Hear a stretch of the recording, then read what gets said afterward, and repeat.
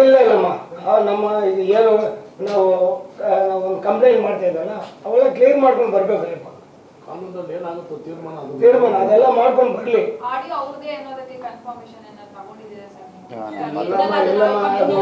ಎನ್ನಲಾದ ಅವರ ವಾಯ್ಸ್ ಎನ್ನಲಾದ ಅಂತ ನಾವುಗಳು ಸುದ್ದಿ ಕೊಡ್ತಾ ಇದ್ದೀವಿ.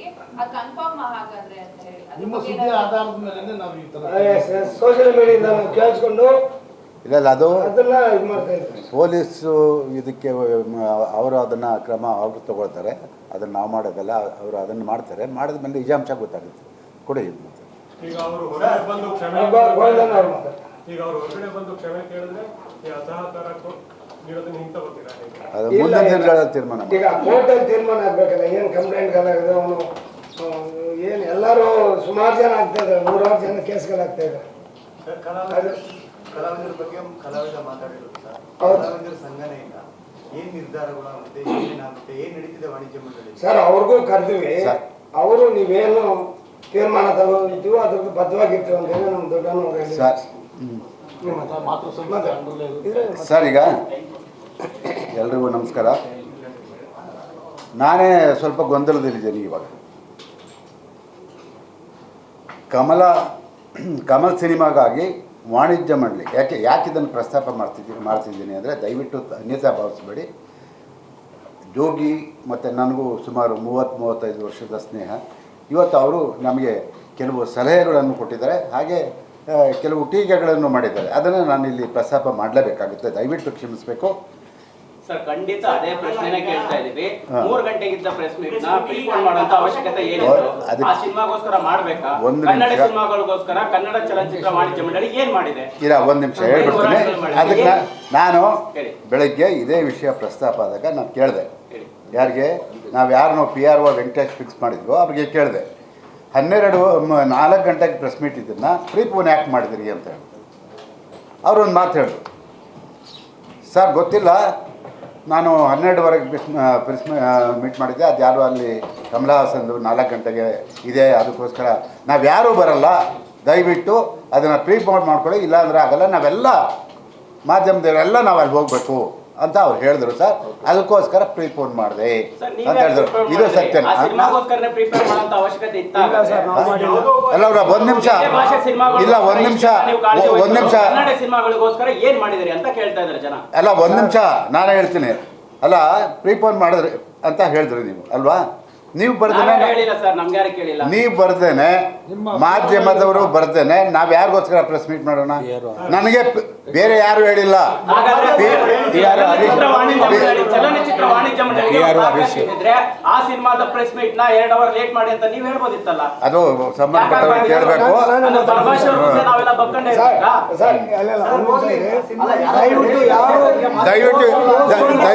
ದಯವಿಟ್ಟು ಚಲನಚಿತ್ರ ವಾಣಿಜ್ಯ ಮಂಡಳಿ ಯಾವಾಗಾದ್ರೂ ನಿಮ್ಮ ನಿಲುವಿಗೆ ಬೇಕಾಗಿದ್ದ ಮಾಧ್ಯಮಕ್ಕೆ ಮಾತ್ರ ಪ್ರಚಾರಕ್ಕೆ ಬಳಸ್ಕೊಳ್ಳುವಂತದ್ದಾಗಿದೆ. ಇದನ್ನ ಚೇಂಜ್ ಮಾಡ್ಕೊಳ್ಳುವಂತ ತಾಕತ್ತಿಲ್ವಾ? ಎಷ್ಟೋ ವಿಷಯಗಳಲ್ಲಿ ಇದೇ ಆಗ್ತಿದೆ ಸರ್. ತಾಕತ್ತು ಪ್ರಶ್ನೆ ಮಾತಾಡಬೇಡಿ ದಯವಿಟ್ಟು.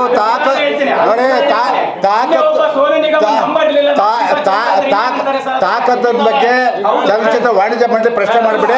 ಅದಕ್ಕೆ ಇವ್ರು ಕೇಳಬೇಕಾಗಿತ್ತು.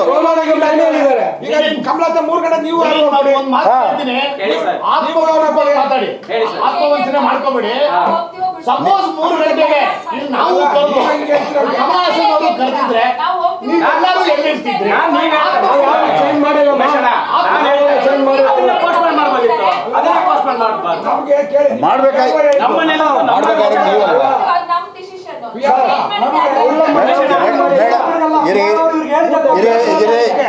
ಅಲ್ಲ ಮೇಡಮ್, ಈಗ ಒಬ್ಬ PR, ಒಂದು ನಿಮಿಷ ನಿಮ್ಗೆ ಹೇಳ್ಬಿಡ್ತೀನಿ, ಒಬ್ಬ PRO ವೆಂಕಟೇಶ್ ಅವರು 4 ಗಂಟೆಗೆ ಫಿಕ್ಸ್ ಮಾಡಿದ್ದನ್ನ ಫೋನ್ ಮಾಡ್ಕೊಡಿ ಅಂತ ಹೇಳಿದ್ರು. ಯಾಕೆಂದ್ರೆ ಅವ್ರ ಮಾತು ನಂಬೇಕಲ್ವ ನಾವು? ಅವ್ರೇನು ಹೇಳಿದ್ರು ಗೊತ್ತಾ ಇವ್ರಿಗೆ? ದಯವಿಟ್ಟು 4 ಗಂಟೆಗೆ ಅಲ್ಲಿ ಪ್ರೆಸ್ ಮೀಟ್ ಇದೆ ಅಂತೆ, ಎಲ್ಲರೂ ಅಲ್ಲಿ ಹೋಗ್ತಾ ಇದ್ದಾರಂತೆ, ಯಾರು ಬರಲ್ವಂತೆ, ದಯವಿಟ್ಟು 12ವರೆಗೆ ಇಟ್ಕೊಡಿ ಅಂದಮೇಲೆ ನಾವು ಯಾರು ಮಾತು ಕೇಳಬೇಕು? ಇಲ್ಲಿ ನಾವು ತಪ್ಪಿತಸ್ತ್ರ ಅಥವಾ ನಮಗೆ ತಾಕತ್ತಿಲ್ವಾ ದಮ್ಮಿಲ್ವಾ? ಆಯ್ತು ಸರ್, ಈಗ ಇನ್ನೊಂದು ಪ್ರಶ್ನೆ ಇರೋದು ಸರ್, ಹೇಳಿ ಸರ್. ಸೋಷಿಯಲ್ ಮೀಡಿಯಾದಲ್ಲಿ ಆಗುವಂತ ಈಗ ಫಸ್ಟ್ ಆ ಹುಡುಗ ಮಾತಾಡಿರೋದ್ರ ಬಗ್ಗೆ ನಮಗೂ ಬೇಸರ ಇದೆ, ಅದು ಖಂಡಿತ ತಪ್ಪು, ಅದನ್ನ ಫಸ್ಟ್ ಲೈನ್ ಅನ್ನ ಒಪ್ಕೋತೀವಿ. ಅದನ್ನ ಹೊರತುಪಡಿಸಿ ಹೇಳೋದಾದ್ರೆ ಅಂದ್ರೆ ಸಣ್ಣ ಪುಟ್ಟ ಸೋಷಿಯಲ್ ಮೀಡಿಯಾದಲ್ಲಿ ಆಗ್ತಾ ಇರ್ತಕ್ಕಂಥ ಕಲಾವಿದರ ಎಲ್ಲಾ ಬೆಳವಣಿಗೆಗಳಿಗೂ ಕೂಡ ಚಲನಚಿತ್ರ ವಾಣಿಜ್ಯ ಮಂಡಳಿ ಇದೇ ರೀತಿ ಸ್ಪಂದಿಸುತ್ತಾ? ಖಂಡಿತ ಸ್ಪಂದಿಸ್ತಾ ಇದ್ವಿ ಸರ್. ಯಾವತ್ತೂ ನಾವು ಅದ್ರ ಇಂಥ ಘಟನೆಗಳು ಬಂದಾಗ ನಮ್ಮ ರಾಜಣ್ಣನ ಬಗ್ಗೆ ಏನೋ ಕ್ಲಿಪ್ಪಿಂಗ್ ಬಂದಿತ್ತು, ಅದಕ್ಕೆ ಕಮಿಷನ್ ನಾವು ಕಂಪ್ಲೇಂಟ್ ಕೊಟ್ಟಿದ್ವಿ. ಯಾವತ್ತೂ ನಾವು ಸುಮ್ಮನೆ ಇದೀವಿ ಅಲ್ಲಿ. ಥಿಯೇಟರ್ ಸಿಗ್ತಿರೋ ಸಾಕಷ್ಟು ಸಿನಿಮಾಗಳು ಒದ್ದಾಡ್ತಾ ಇದ್ದಾರೆ ಸರ್. ಯಾವತ್ತಾದ್ರೂ ಥಿಯೇಟರ್ ಸಮಸ್ಯೆ ಆಗಿದೆ ಅಂತ ಇಂತ ಒಂದು ಚಿಕ್ಕ ಸಿನಿಮಾಗಾಗ್ಲಿ ದೊಡ್ಡ ಸಿನಿಮಾಗಾಗ್ಲಿ ಸಮಸ್ಯೆ ಆಗಿದೆ ಸರ್, ಈ ವರ್ಷ ಎಲ್ಲ ಸ್ಕ್ರೀನ್ಗಳು ಖಾಲಿ ಬಿದ್ದಿದ್ದಾವೆ. ನಾನು ಒಬ್ಬ ಎಕ್ಸ್ಪರ್ಟ್ ಹೇಳ್ತಾ ಇದ್ದೀನಿ. ಚೇಂಬರ್ ನಿರ್ಧಾರ ತಗೊಂಡು ನ್ಯಾಯ ಕೊಡಿಸಿರುವ ಒಂದೇ ಒಂದು ಉದಾಹರಣೆ ತೋರಿಸಿ ಸರ್. ಯಾವ ಹೇಳಿ? ಒಂದೇ ಒಂದು ಸಿನಿಮಾ ಉದಾಹರಣೆ ಯಾಕೆ ಮಾತ್ರ ಬಂದಿಲ್ಲ ಹೇಳಿ ಸರ್. ರಿಲೀಸ್ ಆಗ್ತಿದೆ ಗೊತ್ತಾ ನಿಮ್ಗೆ? ಯಾವ್ದು ತಗ್ ಲೈಫ್ ಅನ್ನೋ ಸಿನಿಮಾ ಎಷ್ಟು ಥಿಯೇಟರ್ ರಿಲೀಸ್ ಆಗ್ತಿದೆ? ಅದು ನಿಮಗೆ ಗೊತ್ತಿಲ್ವಾ? ನಿಮಗೆ ಗೊತ್ತಿಲ್ವಾ ಅದು? ಅಲ್ಲ ನಿಮಗೆ ಗೊತ್ತಿಲ್ವಾ ಅದು? ನನ್ನ ಕೆಲಸನ ಸರ್. ರೇ ನಿಮಗೆ ಗೊತ್ತಿಲ್ವಾ ಅದು? ನಿಮಗೆ ಗೊತ್ತಿಲ್ವಾ ಅದು? ಇವತ್ತೊಂದು ದಿವಸ ಅದಕ್ಕೆ ನಾನು ಹೇಳ್ತೀನಿ ಕೇಳ್ರಿ, ನಾನು